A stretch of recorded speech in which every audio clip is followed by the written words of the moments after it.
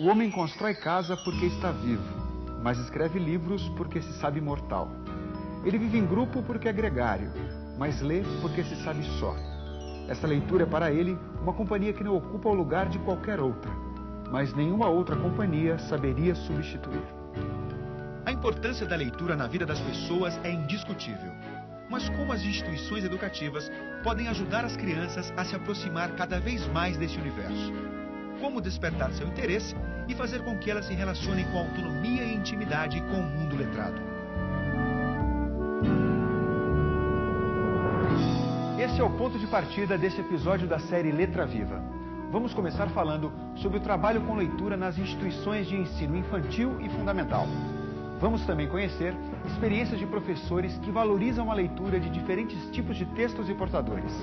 Essa é uma forma de ampliar o repertório das crianças e o uso da linguagem em diferentes situações sociais. Tem um livro sobre águas e meninos. Gostei mais de um menino que carregava água na peneira. A mãe disse que carregar água na peneira era o mesmo que roubar o vento e sair com ele correndo para mostrar aos irmãos. A mãe disse que era o mesmo que catar espinhos na água, o mesmo que criar peixes no poço. O menino era ligado em despropósitos. O que será que é despropósitos? Olha o que ele falou, que legal. Despropósito é fazer uma graça. É verdade, é inventar alguma coisa. Com o tempo, aquele menino que era cismado e esquisito, porque gostava de carregar água na peneira, descobriu que escrever seria o mesmo. O menino aprendeu a usar as palavras, viu que podia fazer peraltagens com as palavras. Adoro essa palavra. E começou a fazer peraltagens. Ele foi capaz de interromper o voo de um pássaro. Como foi que ele interrompeu? Quem é que lembra? Como é que interrompeu o voo do pássaro? Escrevendo as palavras. Botando ponto final no final da frase. A mãe reparava o menino com ternura. A mãe falou. O que a mãe falou mesmo? Quem lembra? Meu filho, você vai ser poeta. Você vai carregar água na peneira a vida toda. Você vai encher os vazios com as suas peraltagens. E algumas pessoas vão te amar pelos seus despropósitos. O menino que carregava água na peneira.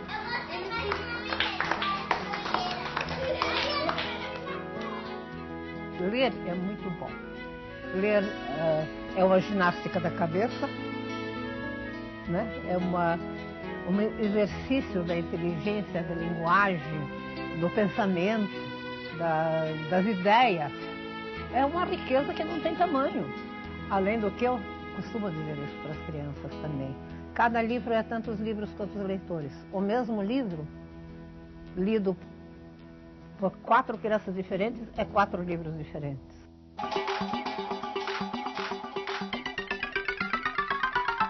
O encantamento das crianças pela leitura não é algo pronto, né? É um processo mesmo, é uma coisa que elas vão adquirindo conforme a gente vai trazendo para a sala, vai trazendo para elas a nossa experiência de leitora, aquela coisa gostosa, né? Eu vejo assim que é um crescer deste gosto mesmo, desse encantamento, dessa vontade de também ler, de também pegar os livros, folhear, de também ter aquela magia, né?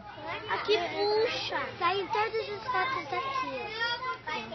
Outro dia, por exemplo, eu trouxe os contos dos Cavaleiros da Távola Redonda, que tinha tudo a ver com o projeto que a gente está desenvolvendo em História e Geografia. Então, eu falei, né, olha, hoje eu trouxe um livro muito legal, que fala um pouco sobre os castelos, né, os cavaleiros, e eu vou ler um conto desse livro.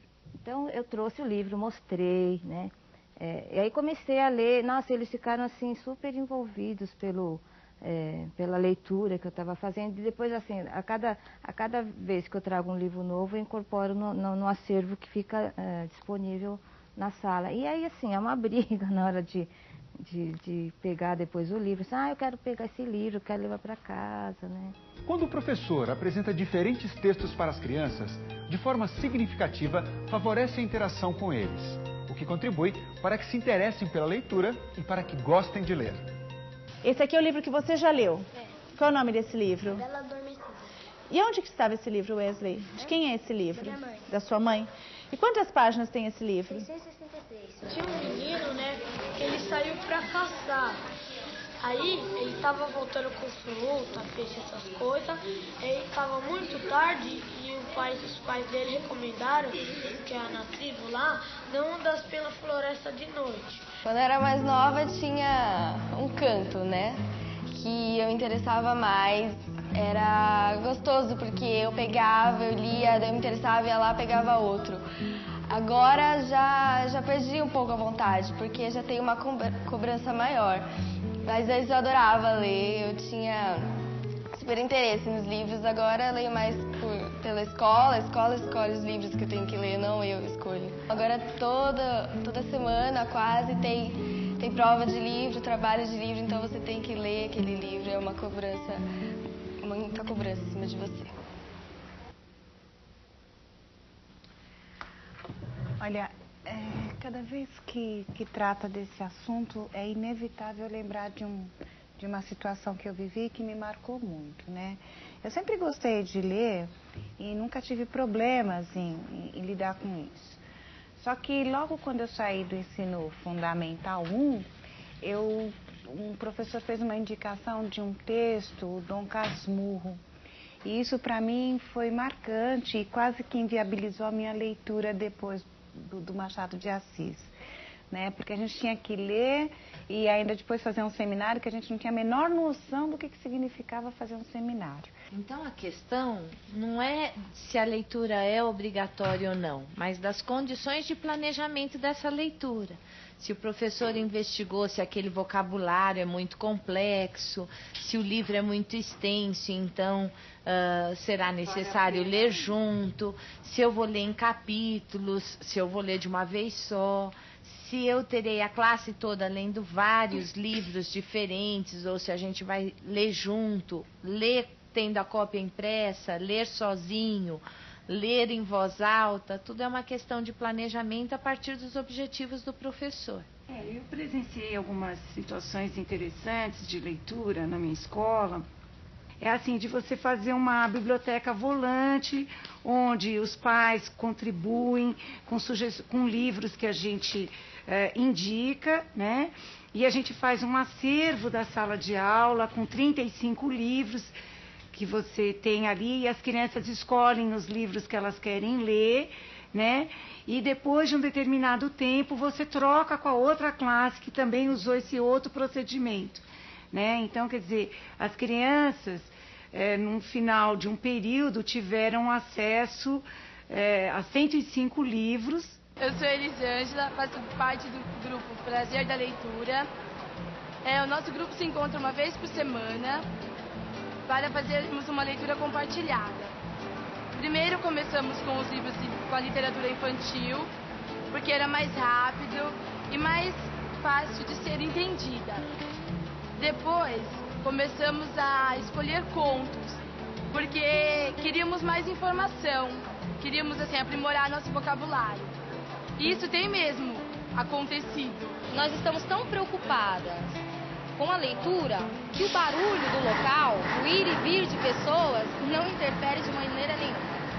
Eu moro em Mauá, então para chegar até em casa eu dependo de trem e ônibus. E a minha leitura costuma acontecer dentro do trem. O interessante de tudo isso é que quando eu pego um livro para ler dentro do trem, as pessoas acabam também se interessando pelo que eu estou lendo. Então, mesmo assim, as pessoas dentro do trem, apesar de ser difícil, é um local difícil, mas elas respeitam o meu ato. Acabam me deixando à vontade para que o meu ato de ler seja respeitado. Uma leitura em voz alta, quando é bem feita, desperta a atenção, o desejo, a curiosidade e a vontade de repetir a experiência de escutar histórias e também de ser leitor.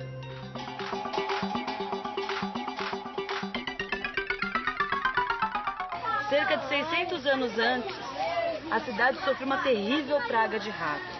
Aquele que conseguir fechar o quadradinho... Já que não é amparado por uma legislação específica, ou pelo menos acham que conhecem. Mas eu vou contar um segredo. Tem uma coisa assim que a gente vai aprendendo ao longo do tempo, né? Uma coisa não, todas as coisas a gente vai aprendendo. E assim, uma com a leitura, que eu fui aprendendo é essas referências que a gente vai dando para as leituras que a gente traz. E que as crianças vão aprendendo junto com a gente e vão construindo o repertório delas. Então, é costume agora, né, que eu já aprendi a fazer um pouquinho melhor, que as crianças façam assim para mim. Mas quem escreveu? É a primeira coisa que eles me perguntam. Gente, eu trouxe um livro hoje, nossa. Aí eles, mas quem escreveu? Tem aí o quadrinho dele aí atrás? Lê pra gente, vira a folha. Eles sabem onde está. Então, quando eles querem se referir à biografia, né? Mas está aí atrás, lê quem é. Eles ficam assim, quem é o autor? Quem é o autor? Porque essa referência é importante para a gente. A gente procura textos assim, indicações.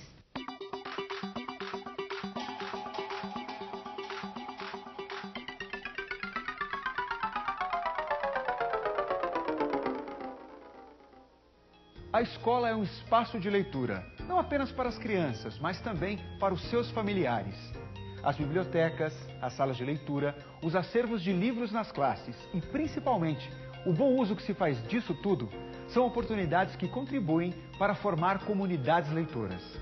Eu presenciei situações até que a Rosângela Vilhago tinha organizado, que era assim, muito interessante, que tinham crianças de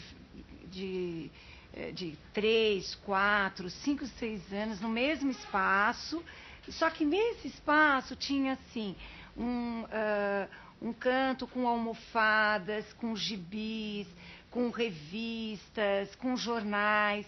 Aí tinha um outro canto assim que tinha um telefone, que tinha uma lista telefônica, tinha folhetos de pizzaria, agenda para marcar consulta com o médico. Num outro canto tinha assim,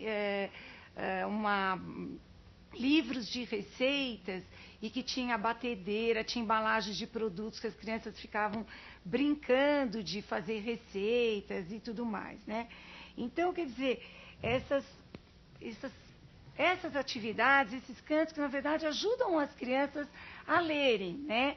Já aí vivenciando, atribuindo sentido, né, a esses diferentes portadores, né, esses diferentes textos. Estou lembrando aqui, pensando em uma coisa. Não sei se vocês passaram já por isso, mas eu, na minha pequena jornada com a educação infantil, passo muito. É a sensação que as crianças têm que os artistas e os autores todos já morreram e que, portanto, o que está feito e ninguém se faz mais nada. E eles cobram isso. Então, foi numa das vezes que a gente fez Feira do Livro, a gente convidou uma autora, Tatiana Belink, para vir conversar com as crianças. Então, a gente chamou para as crianças de o momento do autor, né? Um momento felicíssimo, né? Uma Tatiana. Então, e ela aceitou prontamente e tal, foi muito bacana. E ela foi, e a gente fez uma roda, e as crianças, lógico que já sabiam dos textos dela, a gente já tinha lido vários livros da Tatiana, né, cotidianamente. Isso deu uma noção muito importante para eles, assim, de que existe um movimento, a coisa não é estática, né? A leitura é dinâmica, a escrita é dinâmica e tal. E eles foram perguntando para ela como é que ela tirava as ideias para escrever todas aquelas histórias para eles. A minha relação com a leitura é desde que eu me lembro de mim. Meus pais liam, meus avós liam, eu não me lembro nem de avó nem de avô sem livro na mão. Aliás, tem uma fotografia do meu avô lá com livro, claro. E meu pai lia e minha mãe lia, e meu pai lia para mim. Minha mãe às vezes lia, mas em geral cantava, ela cantava bem. Os pais e as professoras me perguntam, eu mando meu filho ler, ele não quer ler, o que eu faço? Eu disse, você lê? Ele estiver lendo? Você tem livro em casa, tem uma estante? Tem livro em cima da mesa, na cama, no banheiro? Exponha a criança ao livro. Deixe o livro ao alcance da criança. Se ela vir uma caixinha fechada de bombons em cima da mesa, ela abre. Se vir um livro fechado, vai abrir também e vai ver um livro e vai ver histórias. Não é com o dedo em rice, mandando ler. Não mande ler, deixe ler.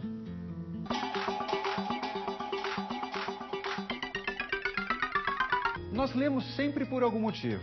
Para buscar informação, para aprender, para saber como proceder, por puro entretenimento. As situações de leitura nas instituições de educação infantil e ensino fundamental também devem seguir esse princípio. É importante que as crianças saibam o que e para que vão ler, e que elas possam, de alguma forma, antecipar o que vão encontrar. Dessa maneira, fica mais fácil dar sentido aos textos e fazer com que elas busquem nele respostas para os seus interesses. Na escola a gente teve uma ideia para o Dia das Mães super interessante, que é planejar a vinda das mães para um pequeno chá de Dia das Mães. E o que isso tinha a ver com leitura? Nós resolvemos fazer um sarau e as crianças tinham que escolher as poesias que elas consideravam que as mães gostariam muito de ouvir. Para isso foi necessário ler várias poesias, selecionar algumas, memorizar e recitar outras. Uma outra coisa importante também foi preparar o convite para chamar as mães para esse dia especial. E aí surgiu a pergunta, mas elas não vão comer nada? E aí nós decidimos escolher receitas simples que pudessem ser elaboradas pela turma. E por que não preparar um cartão de Dia das Mães, com uma mensagem bem bonita, escrita pelos alunos, pelas crianças daquela turma. Quando a gente foi planejando essa sequência, a gente foi percebendo que todas aquelas ações de leitura e escrita tinham sentido e eram necessárias para o Dia das Mães. Eu fiquei lembrando que a gente também fez um pequeno projeto na época das Olimpíadas, com jornal, né? Pela necessidade, né? O jornal é que trazia a maior parte das informações sobre o assunto, né? Do dia a dia. Então, assim, a gente desencadeou esse projeto de ler o jornal para poder fazer um pequeno mural, resumo do que ia acontecendo durante o período das Olimpíadas. Então, todo dia uma criança ia lá na secretaria, onde chegava o jornal, buscar o jornal, trazia para a sala. Aí eu lia as manchetes e qual manchete a gente iria escolher para aquele dia, para pôr lá para fora, para contar, fazer roda. Chegamos a fazer até roda assim, dos maiores, contar para os menores o que tinha de último nas Olimpíadas, né? Então, e eu tenho feito lá na classe um trabalho assim de escrever cartas para os pais contando sobre o trabalho. Então, esse é um caderno de avisos que, na verdade, acabou virando um caderno de cartas que eu escrevo para os pais, orientando sobre o trabalho, dando sugestões, fazendo solicitações, essas coisas. E aí, essas cartas eu leio para as crianças, para elas saberem o que elas estão levando para os pais, né? Agora, eu também identifiquei alguns momentos que eram necessários eu também estar escrevendo para as crianças, assim, para algumas crianças em específico, que eu queria dizer para ela, que é só para ela, que às vezes não é possível na escola, como também escrever para as crianças, eu precisei ficar 3 dias sem ir à escola por um problema de laringite, não podia falar. Então eu escrevi uma carta para as crianças explicando.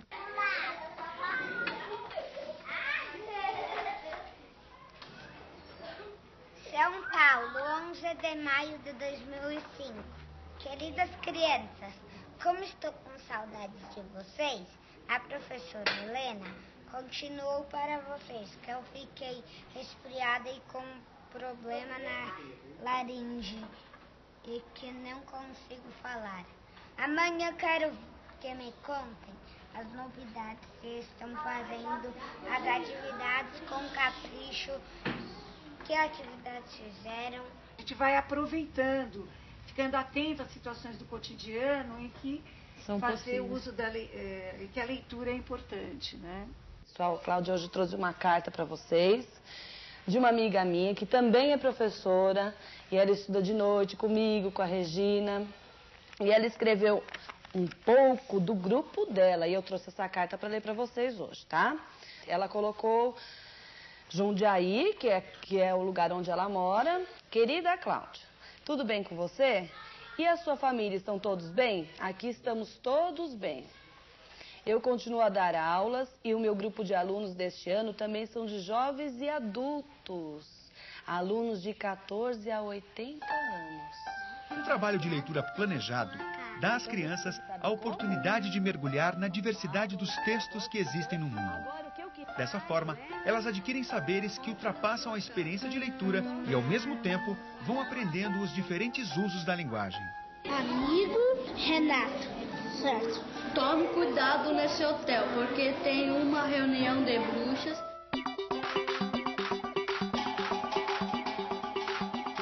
A gente sempre fala, a gente sempre bate nessa tecla de que o conhecimento não está confinado na escola, assim como o conhecimento não está confinado nos educadores, né? Aliás, hoje a gente consegue pegar alunos, por exemplo, que sabem de um determinado tema muito mais que o professor. Então, ter uma antena, ter uma visão, ter uma relação para fora da escola é muito importante, principalmente com os eventos culturais. Eu acho que essa antena ligada com a produção cultural da cidade, ela é muito importante, principalmente nos grandes centros, onde, na verdade, a gente fala muito em cidadania, não é? De participação cidadã, de participação na cidade. Isso é muito importante. Vocês sabem que eu estou lembrando também de uma outra experiência importante que envolve as pessoas da comunidade, né? É uma experiência muito bonita que uma biblioteca, semanalmente, ela abre num determinado período para que a comunidade vá até lá e seja recepcionada, as crianças vão até lá e são recepcionadas por senhores e senhoras que leem para as crianças. É muito bonito. Então, são diferentes tipos de textos que vão sendo lidos para as crianças, que vão sendo conversados e num ambiente assim muito tranquilo. Muitas vezes a gente nem sabe que estes serviços são oferecidos. Então, é muito importante que o professor pesquise no entorno da escola, na sua cidade, se a cidade é pequena, onde é que estão esses lugares dos livros e das pessoas que leem os livros, e não só os livros, mas os mais diferentes portadores e suportes, para fazer essa parceria inteligente com a escola e com as práticas de leitura. Cada cor da folha.